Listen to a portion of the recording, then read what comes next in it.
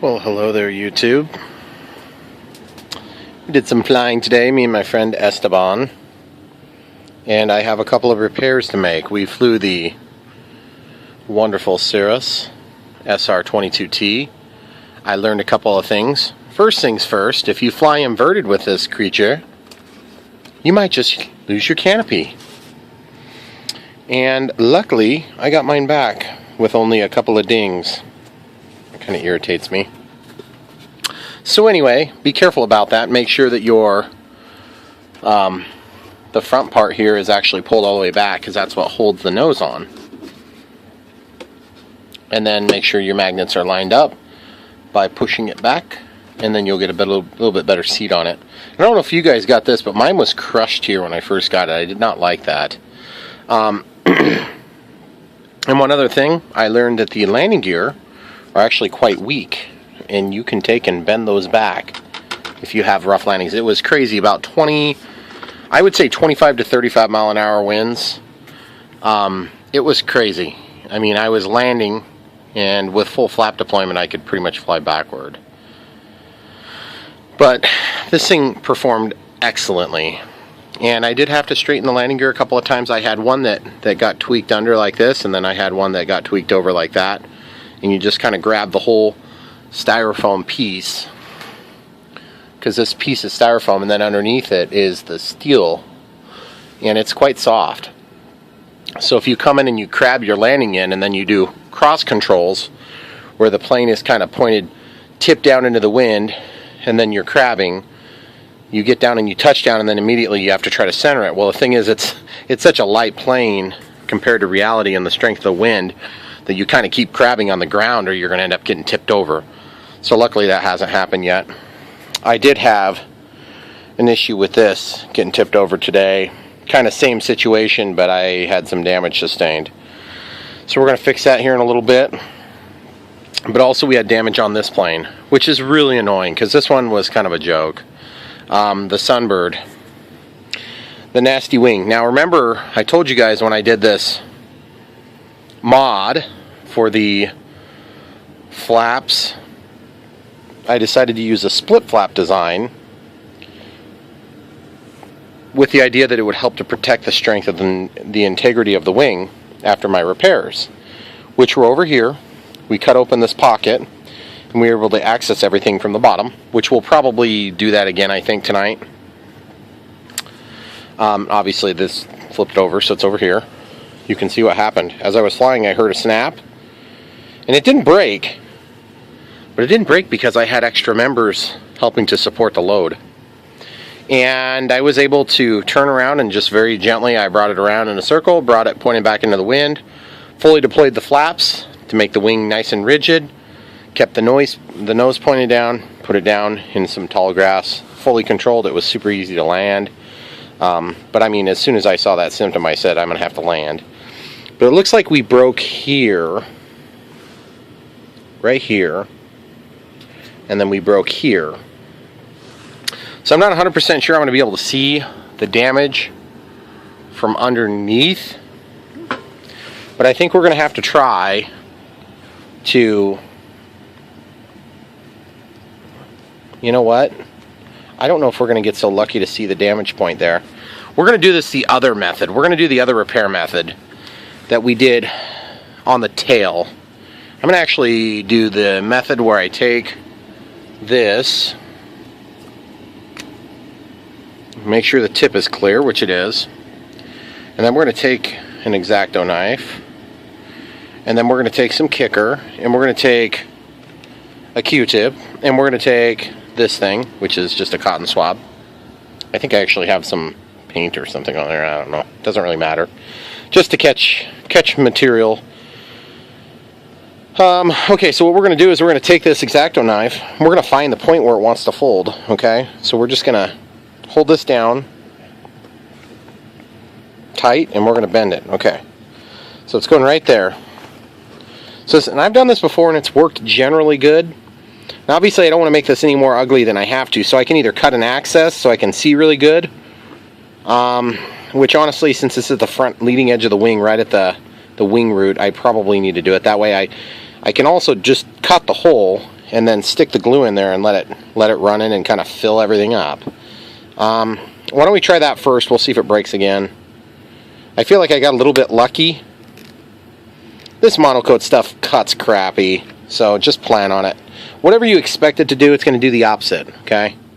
Okay, make sure we're flowing, which we are, and then I'm literally pumping the glue, and I'm holding the plane at an angle so that the glue goes where I want it. And I'm putting quite a bit in there. And I'm just carrying that all the way out, lay the glue to the side, take the kicker, I'm holding this, I'm pulling it flat, okay? And I get a little kicker in there, let the chemical reaction happen. It's going to be quite hot, and that's going to also close up our hole. And under normal circumstances, that probably would be enough, but I want to go a little bit more, okay? So that technically fixed the problem. Now there's another problem up here, okay? Now that one I think we can probably see from the underside a little bit better, because it looks like it broke right here. It fractured over by the repair joint. I'm just going to cut it on the top because I don't care. This plane is already uglified, okay? And then I'll just tape it back shut, okay? So I'm just going to rip it, and it looks like this would have been where we've already done some repairs, and that kind of sucks. The glue is holding down the monocoat. It's just a weak design. It's just, I don't know if my grandpa was a little light on the glue or what, but I'm just going to go kind of nuts on it and just let that glue get up in there. I'm actually stabbing it. You see where it's collapsing? See that, guys? Where it's collapsing when I move this? Well, it's not wanting to hardly collapse anymore because I've got so much glue in there.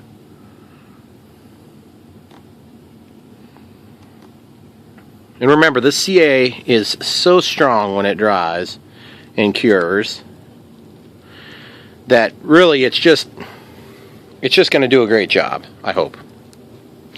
And if it doesn't, then I will be surprised. Now I'm going to take a little bit of cotton. That's a lot compared to what I would normally do, but this is a fairly important repair. Okay, so I'm going to take this and I'm going to stuff it down in there, just like that. And that's all I'm going to do. I'm just going to stuff it in there and leave it. Then I'm going to take another piece of cotton, and you see my servo wire going through there. I want to be careful to avoid that. I'm just going to take this and I'm going to do the exact same thing. I'm going to stuff it down in there where I want it to be strong. Try to avoid getting it on the servo wire itself, okay? Now I'm going to take some more of this. I'm going to have to pull this off here in a minute.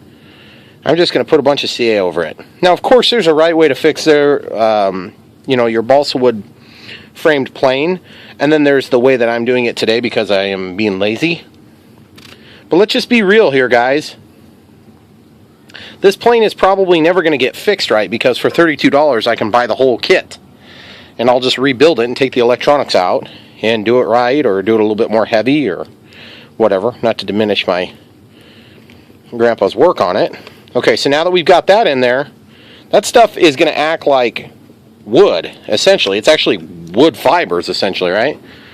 Because cotton and wood are, suspended in this particular product is going to be commensurately strong anyway, okay? Look at that, guys. That thing is rock solid now. I'm bending it hard, or trying to bend it hard. Now this one's not quite as strong, but it was a lot cleaner, easier repair, okay? Now back here somewhere there was kind of this line here, so I just want to see if it's, I'm telling you guys, it's not bending. Okay. I'm satisfied that that's going to be good. Now this, I'm still a little bit underwhelmed, and we're going to go a little bit more aggressive on that. So the next step of aggressiveness is going to be to cut a hole here. Just cut a slice, because I'm not satisfied with this portion. And I'm just going to ram jam this stuff in there. I'm just going to stick it through very gently, through the hole, stick it in the hole, stick it in the hole, stick it in the hole. That whole piece of cotton. Yep, that's right. And don't you worry, guys, don't you worry. Oh yeah, there's already some reactivity happening from the CA that we put in there earlier, so evidently it's not completely set up. But we're gonna, oh man, I can feel it getting hot down there. I got my middle finger here on it, and I can feel the heat. So some of the glue from there has probably run down there a little bit. gosh, it's hot. It's like burning my fingers. That's awesome. You know some work is happening. It's so hot, like I can't keep my fingers on it right now. Wouldn't that be hilarious if it burst into flames? By the way, fire extinguisher, guys. There's a fire extinguisher for all you people worried about my house burning down. I just wanted to preempt that troll comment. And what is it with trolls? Why are trolls so safety oriented? Like, give me a freaking break, trolls. Get a life. Okay, so we got a little bit more glue there. And that's that, guys. We're just going to let that, we're going to give it a kick. And then we're going to take some alcohol right here. We're going to take this alcohol and we're going to open it. And we're going to do this. We're going to take a paper towel and we're going to wipe some alcohol across it and clean it. And then we're going to put some tape on it. It's going to be awesome. And we're going to go fly this thing someday. But not right now because there's thunderstorms outside. Which honestly are welcome. Because I need some time to fix some stuff. We flew until we couldn't fly no more. Okay, so now, watch this, guys. Oh yeah, oh yeah. Very, very limited amount of flexibility. Okay, now watch the other side. I gotta brace it up again, sir. There's gonna be some flexibility, because it's not a very strong, sturdy frame. But guys, it's good. It's good until the next time. And when I say the next time, I mean probably in a week or two. After I do some stupid maneuver, trying to overdo it. And I will share that enjoyable experience with you at that point too. But for now, let's get some tape on there and let's finish this job up and move on to the next one, which I'll probably do on another video. Meaning, you'll have to watch the next video to see. Better. Not quite as good, but lighter. Let's do this. Okay. Notice I cut it without using my scissors. I just used that sharp, jagged edge, the people impaler. So, take and cut it. Why do you do that, Brian? What a waste of time. Yes, you're probably right. But those little ruffles, which are delicious with sour cream and onion dip, those ruffles make for a really, really, really ugly splice. And you have so many different points of contact for the kicker to get up under there when you're doing your next repair. Dang it! I got a bubble. That's alright. It's alright. Maybe I can give this plane away after like 1 million subscribers or something like that. So, in other words, never. Okay, now we get to do the front one where we did this, and it looks really crappy here because I allowed that to get away from me a little bit. But you know what? I will take a crappy looking 3/4 inch chunk of cotton sticking out of my wing that's on a flying plane going by me at 50 miles an hour beautifully over a plane that sits and sits and sits and sits and never gets repaired because I'm too busy to deal with it. So take it for what it's worth, guys. Man, that thing is still hot on the bottom. That's so crazy, and I love it. Means work's getting done, people. Okay, so now that we've done that, guys, I'm so excited to fly you again. You beautiful, beautiful plane. Oh yeah, I don't know if I showed you this one yet, but I got a new storage place for it. Normally I'm not a big fan of using the wings to support a plane this direction because the plane could conceivably fall if I had rubber band failures. But I don't think I'm going to have rubber band failures. Plus it also stresses the wing.